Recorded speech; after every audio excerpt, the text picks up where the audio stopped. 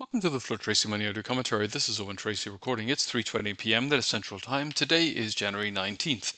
Well, today we had silver hitting a new high, gold hitting a new high, and the US markets are shut for MLK Day, but everywhere else is open. And the market is reacting violently, or at least tentatively violently, to the prospect of President Trump pushing the whole issue of taking over Greenland.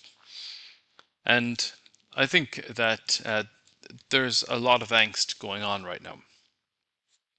At the very least, what we have right now is an attempt to defray any kind of discussion about the Epstein files. Nobody's talking about that anymore. Nobody's really talking about how is President Maduro going to be prosecuted either.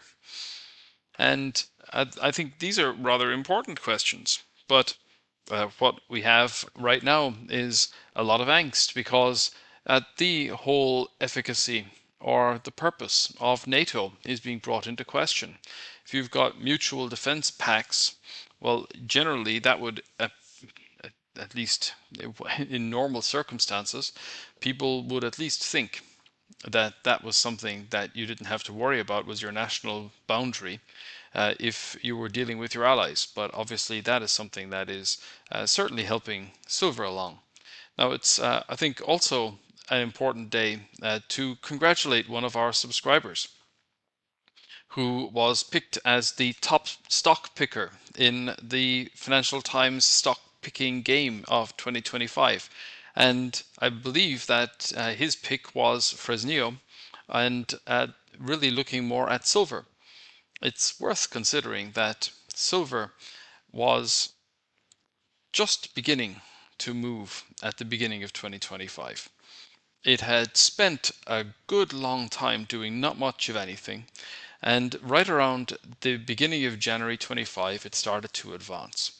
And then we had a good sized pullback in March, and that flushed out some of the weaker holders, and my leverage long position was a victim of that. And I didn't lose much money on it, but I didn't make any. And then it just started to rebound, and finally it broke out in May. So from the beginning of January, it was at, let's call it about 29.25. It actually dropped below that, so being long of silver didn't look particularly smart at the beginning of April. By the time we get around to the beginning of June, it's pushing on to new highs. So at $35, did we have any inkling that the price was going to be where it is today?